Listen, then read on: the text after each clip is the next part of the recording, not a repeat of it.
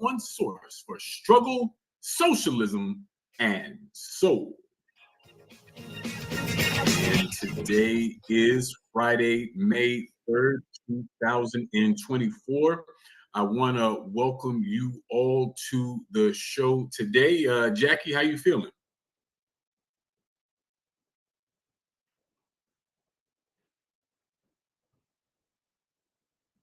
DC, and that's fantastic because these days go back and forth, up and down, sideways. So I think spring is officially here, and you know what? Discontent and protest season. We are in the middle of it, and that's fantastic.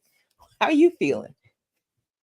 Everything's cool. Everything's cool. And today is a special show because we're going to be connecting histories of these student protests to the ongoing student encampments for Palestine. And on that note, I'd like to go ahead and introduce our first guest for today, Howie Emmers, a Kent State 1960s activist. Howie, thanks so much for joining us. I'm doing okay. Yeah, it's a beautiful spring day here also. Absolutely. In Chicago. I'm in Chicago. Howie, tomorrow May... Oh, absolutely, absolutely. Sorry, things are a little laggy on my side. But Howie, tomorrow, May 4th, will mark 54 years since the Kent State shooting. And this was an incident where 4 Kent State students were shot and killed, along with several others that were injured when the National Guard members fired on student protesters on that day. And of course, that was coming in the context of an ongoing protest around the Vietnam War that was going on all around the country, on campuses and in the streets in the United States at that time. And of course, we're talking about this as the Associated Press reports that there have been more than 2,300 arrests on 44 campuses across the U.S. as students build encampments in solidarity with Palestine. And so even though, Howie, I know that you were not on campus on May 4th, there's a whole sort of prehistory that led up to the Kent State attacks, sort of joining some of these histories of anti-war and anti-racist movements from yesterday and today. So I was hoping you could help us understand the context of what led up to May 4th, what the environment was like, and what you think people need to understand about the student movement at that time. Sure, and thanks so much for having me, both of you. Well, the first thing I want to say is what happened at Kent State University 54 years ago tomorrow, as you said, was murder. It was political repression. It was violent political repression by the Ohio National Guard, an arm of the state. And the specific circumstances were that the Guard was moving towards the students. The students moved down mostly to the Prentice Hall parking lot. Then the Guard actually retreated. They retreated up what is called Blanket Hill at Kent State. The students thought, okay, well, it's all ending. The Guard turned and fired on students from that position. And most of the students were approximately a football field away from where the Guard were. So the whole, it's a lie that the Ohio National Guard faced the kind of danger that was life-threatening. That absolutely did not happen. It was an act of violent political repression aimed at destroying what was, as you just said, Sean, a powerful student movement that had grown over years. And just to clarify what happened there, and of course, yes, 4 people were murdered. Allison Krauss, Jeffrey Miller, William Schroeder, and Sandy Scheuer. and 9 others were wounded. So on the one hand,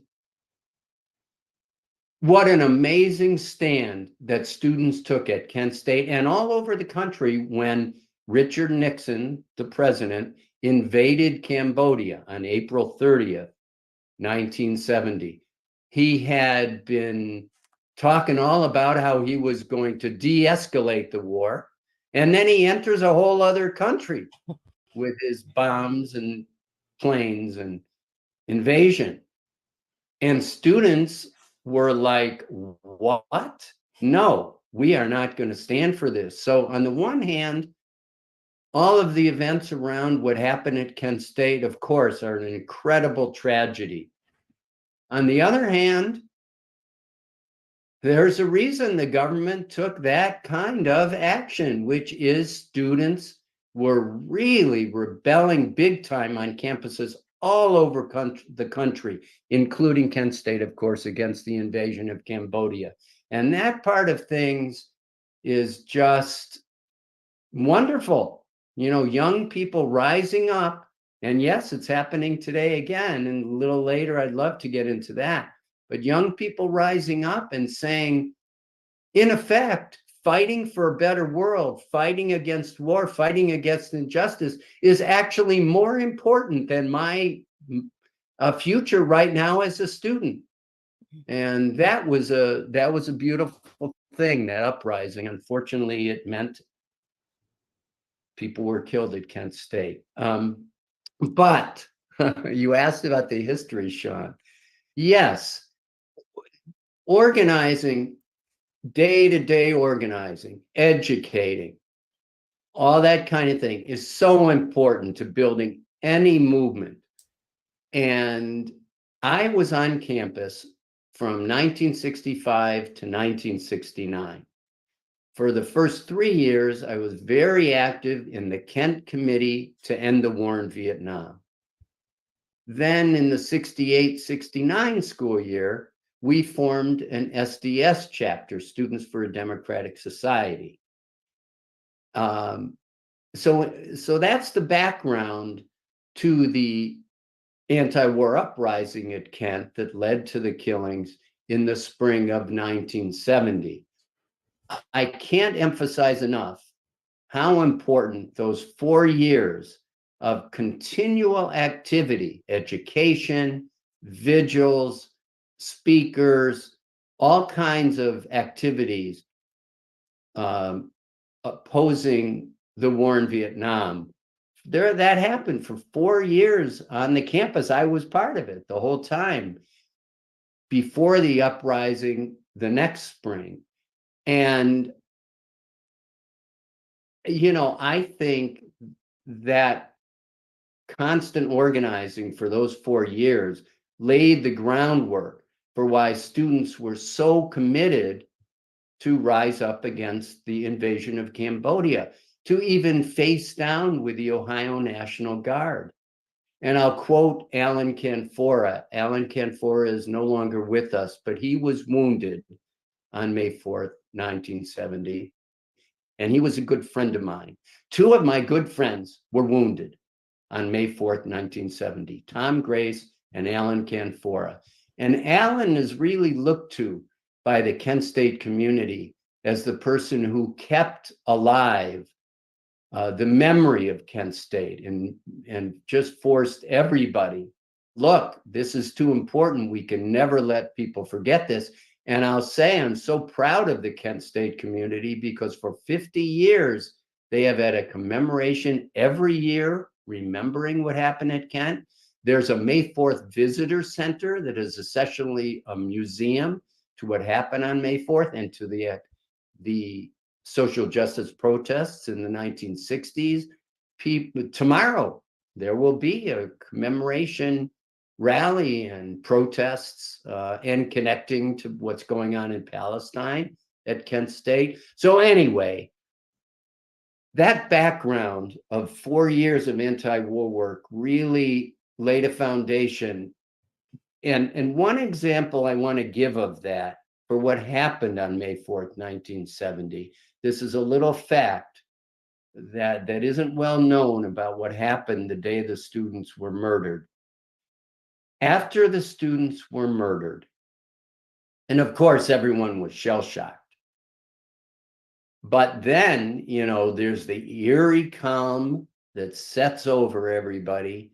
People are realizing that their friends have been murdered and wounded. Well, guess what? The remaining students, of course, in addition to tending to their friends and get the ambulance here and all that, of course, people were, you know, very, very good about that. But other than getting the help for the wounded and unfortunately dying friends of theirs, the students then sat down and had a sit-in. They linked arms, and we're talking about like 400 or 500 students. They did not stop the protest in spite of being shot and killed. And to me, that is so powerful. And it says something about the whole 60s, starting really with the civil rights movement. The civil rights movement is what triggered the anti-war movement. We in the anti-war movement, we copied everything that the civil rights and the Black Power movement were doing. But there again, there is that sense of we have to fight for what's right, not just in spite of what the government is doing, but because of what the government is doing. You think you could just shoot and kill us? No, we're going to sit down and continue to protest. Then what happened from there on is, you know, some of the faculty advisors convinced the students, look, this could be even more of a massacre. So please, please disperse. And students did. But I just think it's so impressive that the students actually continued to protest the war in Cambodia, university complicity with the war machine, the fact that the National Guard had taken over their campus. They continued to protest that even after being, you know, shot and killed. So that's just a little unknown fact that I just think movements can be so powerful. And the movements of the 60s, you know, unfortunately took years for the Vietnam War to end, but people did what we could, and we did help to end the war.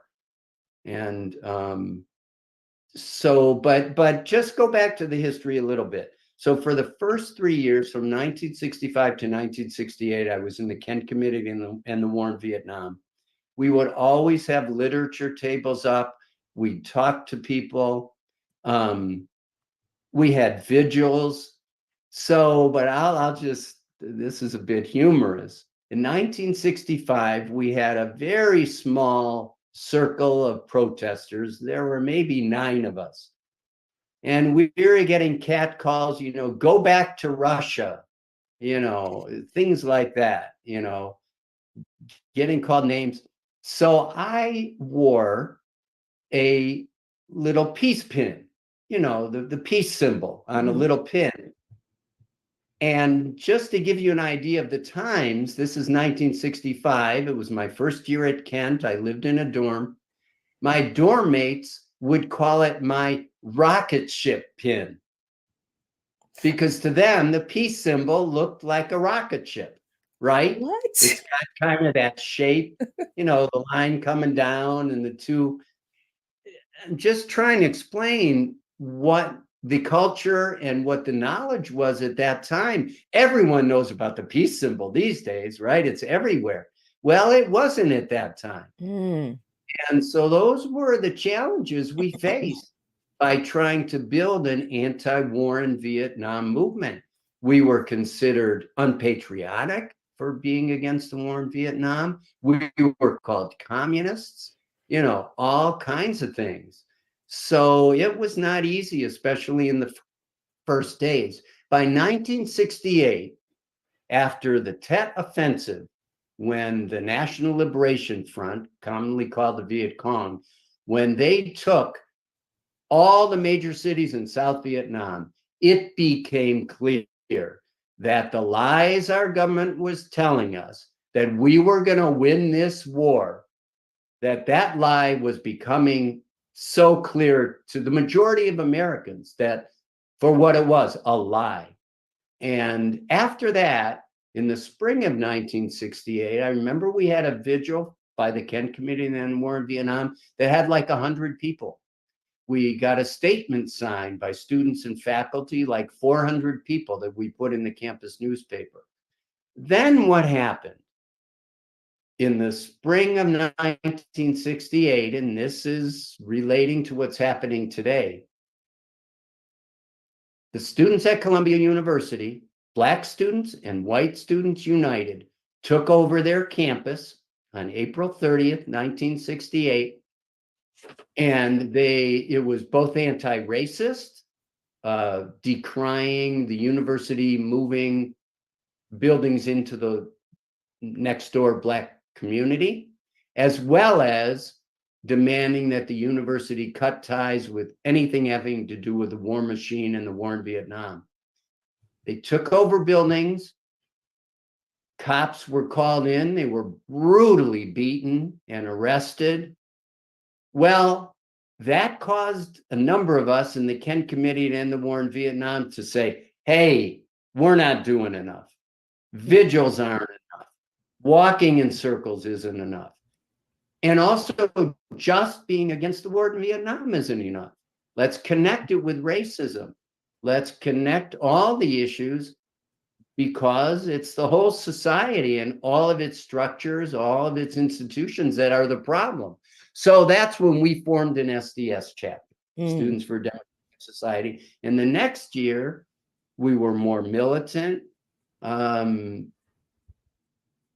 know I can't spend too much more time on this, but I really want to say the first thing we did at Kent as Kent SDS is we joined with the Black United Students, and we stopped the Oakland police from recruiting on Kent State's campus. Found out they were coming to recruit. At that time, the Oakland police were making a war on the Black Panther Party for self-defense. And the Black Panther Party were so popular. I remember reading the newspapers, and Black folks from small towns would be writing in, come on, help us start a chapter. They were extremely popular.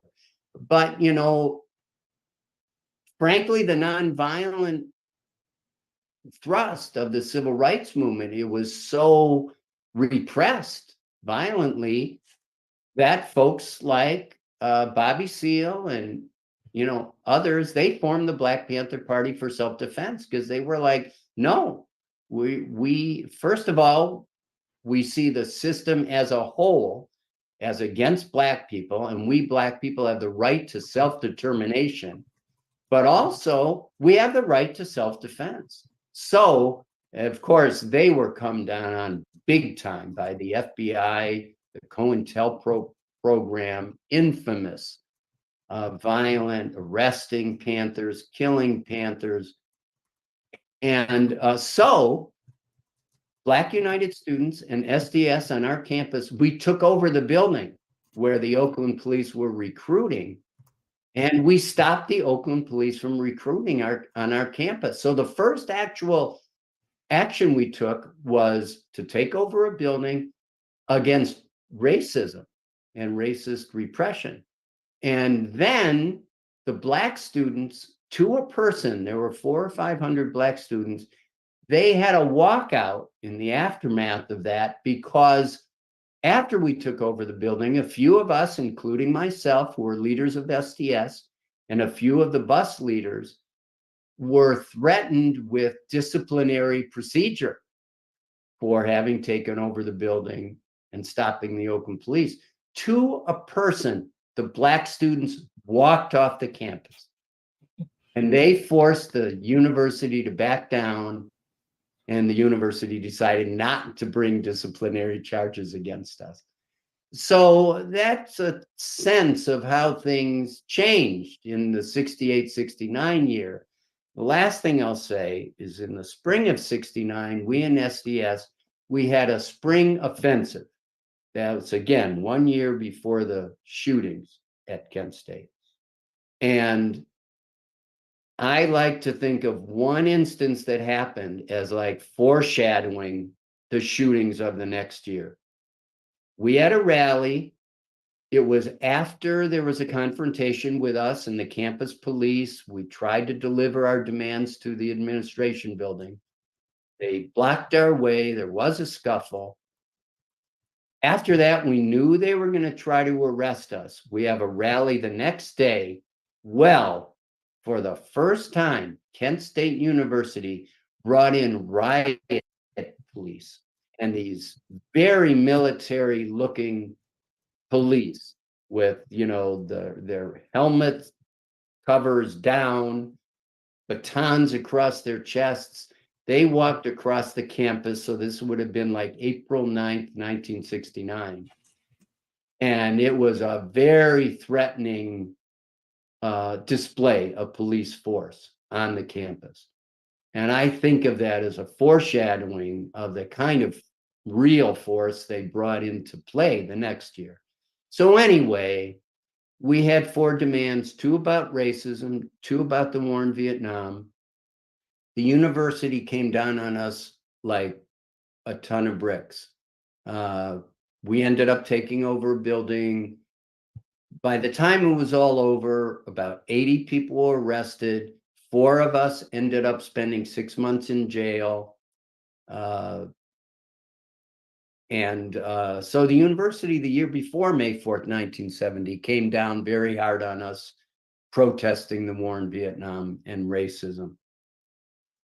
Wow. Yeah. That is that is not only like an incredibly critical explanation of the history, what went into the organizing that went into leading up to this horrible event, and the dedication of the students, but also the collaboration of groups of students who probably didn't have a whole heck of a lot to do with each other before then, but they were united by a common enemy and a common goal in defeating that enemy. And gee, that's what organizing is. But I do want to ask you in the last 2 minutes, like, what do you see are the most stark lessons from that time that the students today can really, really benefit from? Okay. Well, first of all, I just want to say I have the utmost respect for the students in these encampments, the risks they're taking. They're being suspended. They're facing cops. And I'm inspired by these younger students. Oh, gee. And they are right. Their universities are complicit with genocide in Palestine. The Israeli government, backed by our government, is committing genocide in Palestine. Israel wants to create, they have for many years now, they're really trying to create what they call Greater Israel. They're trying to annihilate the Palestinian people, take all the land, and it's beautiful how the students are standing up. And it's a couple similarities. I feel like back in the day, we said, we're going to stand with the oppressed people, whether it's Black folks fighting repression and for their freedom, whether it's people in Vietnam. We have our white privileges, but that's not what we want to hang on to. And that's what these students are doing today. They're saying, we're on the side of the Palestinians. Palestinians are the oppressed. And I so respect that. And they're taking risks. And they're facing the repression we faced back then. And I really hope that it doesn't get worse, but we don't know. I'd say in terms of providing lessons, I think organization is really important. The more they can have, it looks like there's a lot of really good local organization on campuses individually. But if there's some kind of perhaps national student encampment encampment coalition that could be formed. I think that would be powerful. And for them to share, get together and share their experiences with each other. But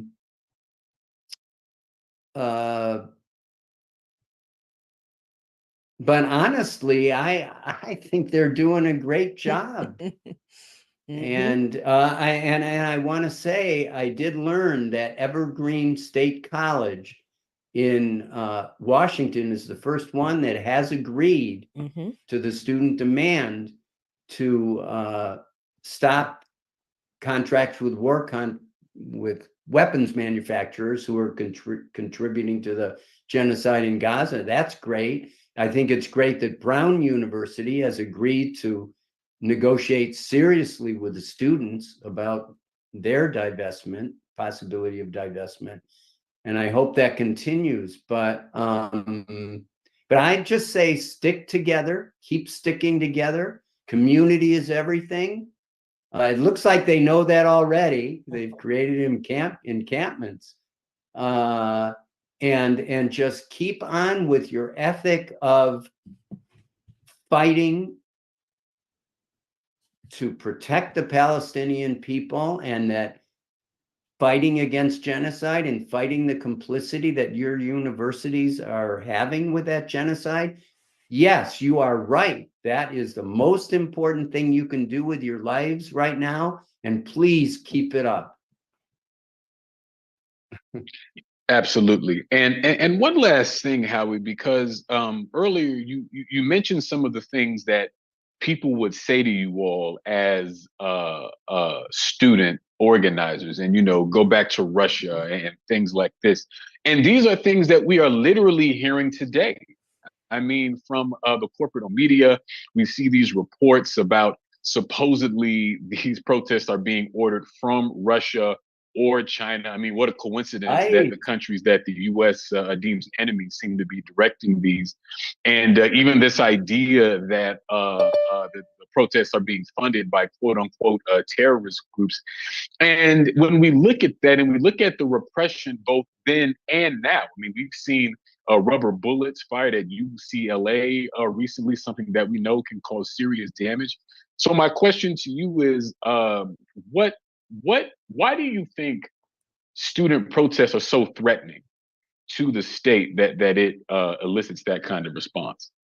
Very good question. Well, I am really glad you're raising this, because I'm actually Jewish, and I cannot stand what I and others are calling the weaponization of anti-Semitism, in the sense that, just as we were called communists and we weren't being patriotic, the students in the encampments fighting to end the genocide in Gaza, they're being called anti-Semitic. Well, they are not being anti-Semitic. They're being anti-Zionist. They're being anti-settler colonial. Israel is a settler colonialist society, and it is oppressing the Palestinian people. And that is what the students are against. And as a matter of fact, as we know, Jewish Voice for Peace and many Jewish students are actually leading the pro-Palestinian protests on the campus. So how are they going to be anti-Semitic if they're Jewish themselves?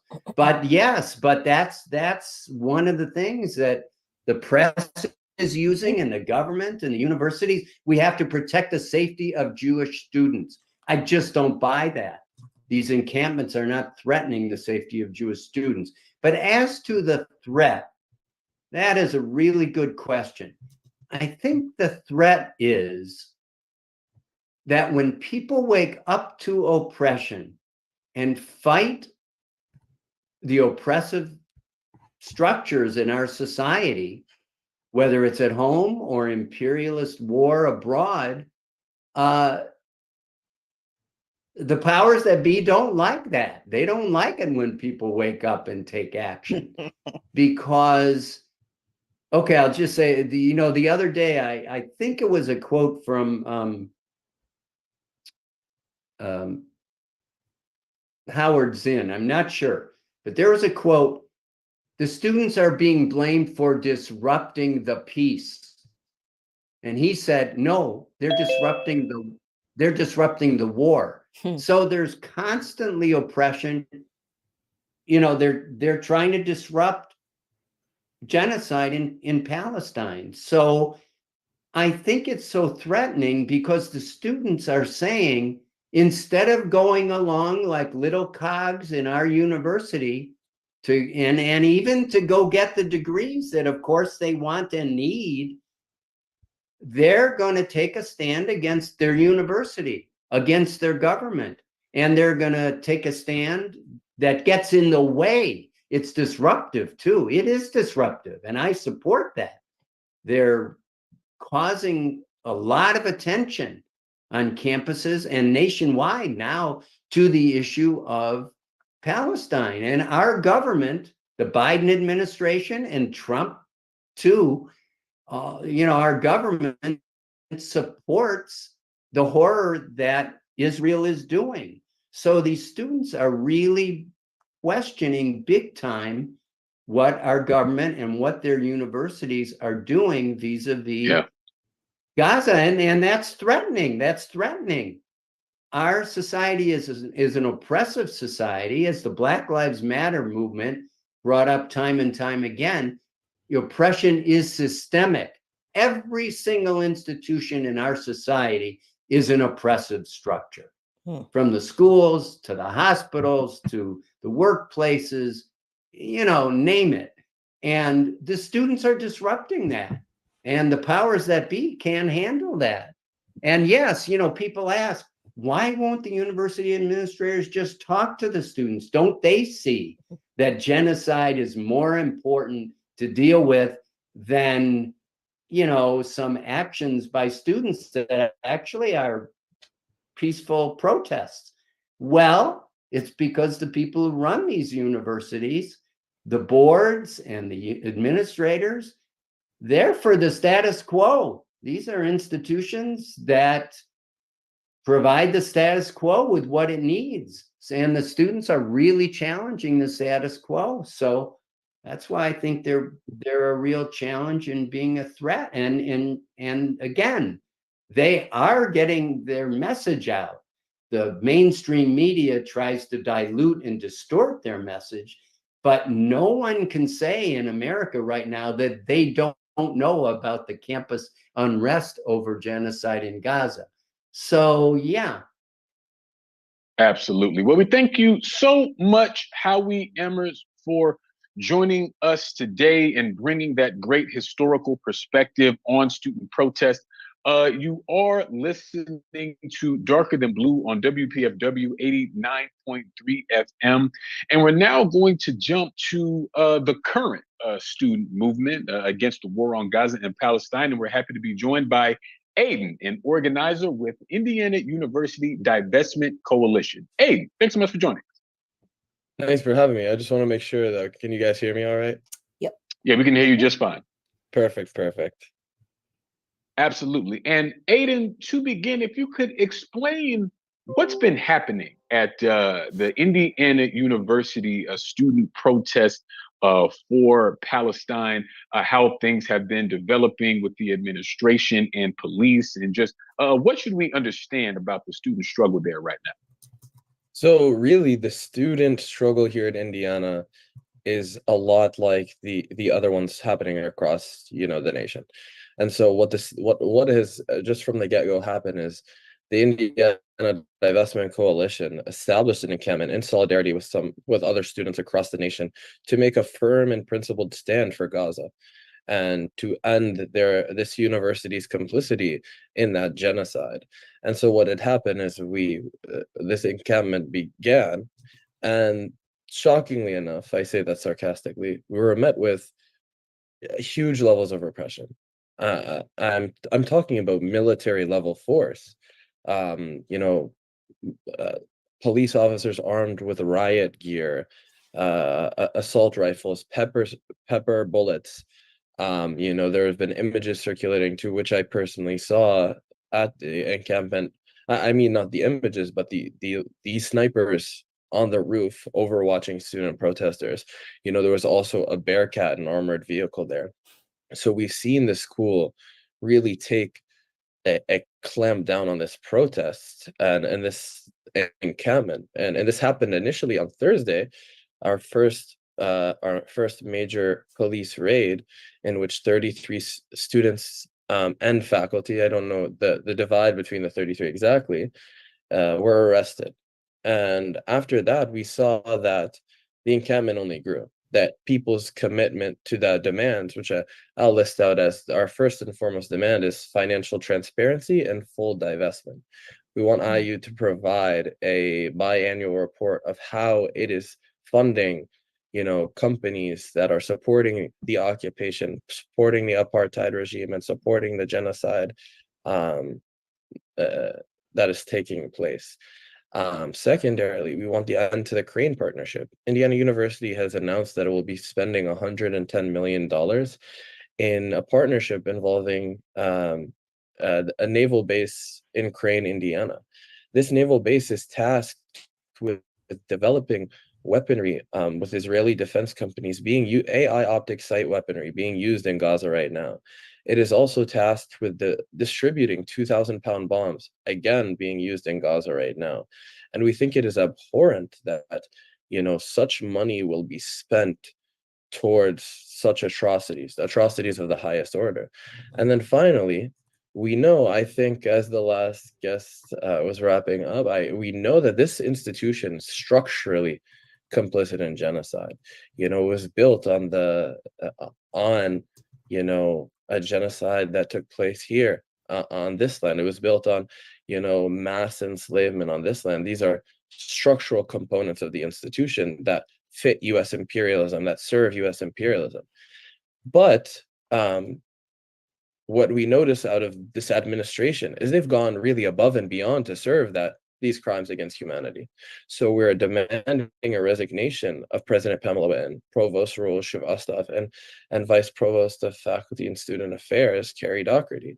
And this is just echoing, the continued abuse. There was a no confidence vote issued by faculty and grad students towards the administration of, unprecedented margins. And I mean, we saw again that the violent machine, or the violence that is this institution, not the values that it hides behind or somehow propels, has exposed itself because students are standing against genocide and students are standing for Palestine. Yeah, that's oops. Yeah, Aiden, and I just want to make sure that people heard what you said, that there were sniper rifles that were trained on protesting college students. And so I want to know why it is, as a student organizer, why it is you think that there's been this militaristic response from the school and the state to what is a protest against genocide. How could something like that elicit such a response? Yeah, well, I think it just echoes some of the further points I had said, because this institution is a structural partner in that genocide. It will do everything it can to preserve it because it is based on that complicity. It is meant to serve that complicity. And I mean, it's really like, in a lot of ways, it's insanity, because I think about it both as a Palestinian and both as someone who grew up in the United States. In the United States, how many school shooter drills did we have to do to learn what it was like if a so-called mentally deranged person came on campus? Yeah, this time the individuals that were holding the guns were the school itself, elicited by the school. And as a Palestinian, to have seen, the brutal, egregious military occupation, with checkpoints, humiliation, beatings, to see that here, it's reminding me what this institution is serving, though that exact thing. And it's really that fascistic boomerang. Aiden, particularly as a Palestinian person, how does it feel to have people on campus The administration, obviously the police, probably the government of the town that the campus is on, and the people in the community twisting the message of the purpose of the encampment is to stop the genocide in Palestine and to end the contracts this university has with Israel, which is a genocidal, illegitimate genocidal state. How does it feel, though, to have everybody in so-called authority completely lie about you all and what you're doing? There are now news reports a lot like they did in 2020 with the uprisings. Oh, these kids are burning cities down all over the country, and outside agitators and all yes, that. Yeah. Oh the my God. outside. How did it make you feel when? Because I know as a non-Palestinian, I just get really angry when it's like, because I know you're lying, and I know you're lying, right? That's the thing. It's like, I understand that you all are the scribes of the empire and you've been deeply indoctrinated, but how can you stand in these kids' faces and repeat these lies about them and sleep at night? I just really, that really bothers me. So I cannot imagine how it feels for you. So that's why I want to know. Yeah, and I mean, this is something I've been thinking about a lot, because we're not just seeing, violence from the how should you say, people in power. We're seeing violence coming from, pro-Israel protests. I'm sure you've seen what had happened in LA, it's all of these things. And so, the reality of this situation is it's all attempts to delegitimize, but there is no principle to which they are following. They're not founded in deep-seated principles. They're founded in serving these institutions by any means necessary. You know what I mean? That's the reason that they'll throw anything they can. They'll weaponize anything they can. And, it's so clear and apparent, the fallacies, because of the nature of the encampment, the nature of anti-Zionist Jewish participation, the nature of how these anti-Zionist Jewish people have been treated because of their participation in the encampment. There have been students who have just American students, American Christian students have come by, frat guys, and said, "You're not a Jew because you're in this. Surely not." You know what I mean? Just they're using the anti-Semitic tropes against the anti-Zionist students, and we know that, and this is what it means to kind of be principled. We face it again, like you said, in the 2020 uprisings, in the 80s with the South African apartheid divestment movement, the outside agitator and so on and so forth. Everything they do is an attempt to delegitimize, first and foremost, because the violent machine has been revealed, because that facade has come down, and it's like a flailing dog that was biting at anything, trying to regain control, trying to regain this facade of being grounded in something else. Yeah, and I'm also curious, Aiden. I mean, with everything that's going on, with everything that you all are facing, I know that at Indiana, there are students that are facing bans from campus and things like this. And we've already talked about the threats from pro-Israel and Zionist elements, to say nothing of the state itself. So what is it that keeps you all going? What is it that keeps you all organized and makes you feel like the struggle is still something that you want to engage in, even with all these trials facing you on so many sides? Yeah, the first and foremost principle, the center to which we are guided in every aspect, is Gaza. The crimes being perpetrated by the Zionist entity, by the state of Israel in Gaza, are of the utmost highest order. And every single student here knows that. They know that there are children who are dying in the darkness with such fear, that our fear, however bad it will be, is nothing in compared to that the entire families, entire communities, entire lives and dreams and livelihoods are being violently taken away. And so we know that And that is what fuels us, doing everything we can to stop genocide, not in the abstract, not in some class where you learn about it and talk about it like it's some academic thing, but in the reality. Because when genocide is happening, you have to do everything you can to stop it. And that's what it means to be fundamentally principled.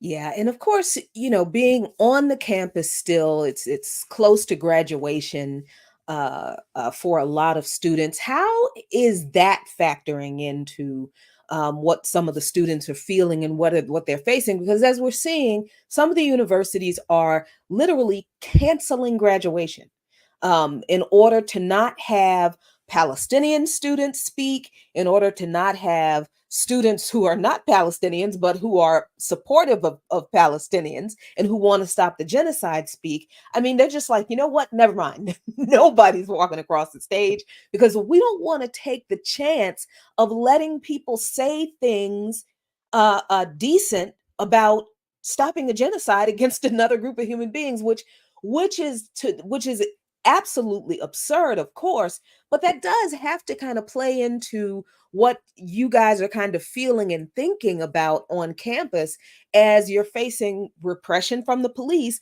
but you're also, facing the threat of not being able to graduate, not getting your diploma, or being suspended from school. How does all of that play coming from the administration in how you guys are moving and how you're able to keep going? So again, I think what makes us just keep going is still grounding ourselves in those principles against the genocide. And in this university is obviously feeling the heat. You know what I mean? There were a few days of the encampment in which the police presence was reduced. But surely enough, graduations rolled around, and IUPD cop cars are coming by, ISP cop cars are coming by, and so on and so forth. And we know that the administration is feeling that they're fearful. And I think again, the idea of us remaining steadfast in our encampment, standing firm on our beliefs, is what will, in the end, have us persevere. Because we're seeing all these universities go to length, they're having to act. We've had to act, we've had to organize, we have to do something else. But they're doing the real heavy lifting. They're in the internal crisis. They're the ones really suffering. You know what I mean? Because, some of these students are experiencing some of these things. I mean, like I said, in the past, this is always what happened. One of our great professors who helps us and supports us, a Jewish professor on campus, was suspended for divesting for the divestment movement in South in the apartheid era of South Africa. Mm-hmm. And so, those lessons, those life experiences, and these people really, really, as I keep bringing up the quote to the encampment. I might not be verbatim, but I remember, and it's so profound on me, when James Baldwin said, like, this world is really held together by the love of a small amount of people. That's what is keeping everything going. That is the thing driving everything. The love and compassion these students have for the people of Gaza, the love, the willingness they want to go, and I guess the moral obligation that these students feel, that's what's pushing on the university. And we know that that's what the university knows as well, or else they wouldn't have brought military level force to such an unstoppable, steadfastness. Yeah, and Aiden, I was hoping you could say more about how the current student movement is pulling on these traditions of student organizing from different periods in history. I mean, you mentioned the anti-apartheid movement in South Africa that was very active on campuses across this country. I mean, we saw it in movies like Spike Lee's School Days and things like this as well. I mean, it was a major cultural moment.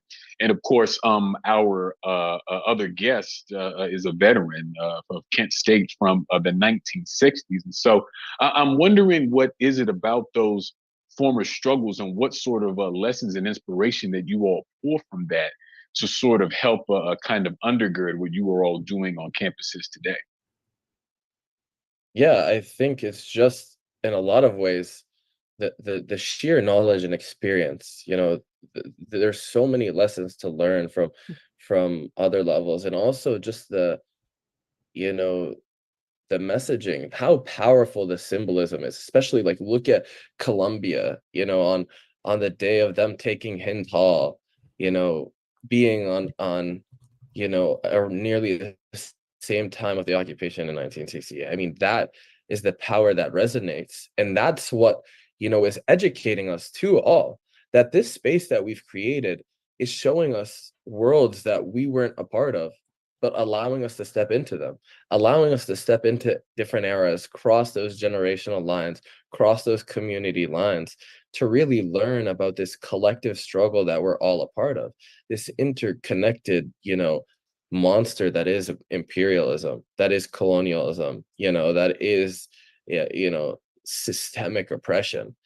And we're standing on the shoulders of our elders. One of the leaders of the Vietnam movement at Indiana University, Guy Loftman, came to speak at our encampment. Mm. And it was his protest that he had organized with that got Dunn Meadow, the whole free speech policy, to which this administration, changed overnight to take back in fear of the encampments. But these are the lessons we're learning, from different aspects, learning from organizers who were in the 2020 uprisings about, if you get tear gassed, what to do, you know what I mean? Like how to, regulate your fear, in the face of such state violence, how to, learn about running an encampment, running effectively those things. And so we're all just standing together as a one long tradition of people committed to humanity. That's really what it is, people who are committed to humanity. Yeah, and that is definitely a beautiful thing. And, every time I talk to some of the students at the encampments, we've been engaged with the students at GW here in DC and now at Howard University. We'll be going up to University of Delaware probably this coming or next weekend to talk to students there. So there's a lot of this going on. And I really hope, you listeners, that you have really gotten some insight from this show today, and that you appreciate the work we do here at Darker Than Blue, because this is what we do. This is not just, a job. It's who we are. We are organizers, and we're organizers because we love the people. So if you love what you hear on Darker Than Blue, please support the show and support this network, WPFW. You can go to WPFW, pledge WPFWFM.org. Make sure you have Darker Than Blue selected in the contribution window and support us with any amount that you can. We really, really appreciate you, even as we're having such a great time having these conversations. Thanks so much, Aiden. Thank you. Absolutely. Absolutely. And, Jackie, whether we're talking about Kent State or Jackson State or South Carolina State or Columbia today, UCLA today, University of Texas at Austin today, there is a through line of militant struggle on the part of students that is part and parcel of a broader struggle against imperialism in the United States. And I think that has a specific significance today as the US sits as the wealthiest and most expansive empire that the world has ever known.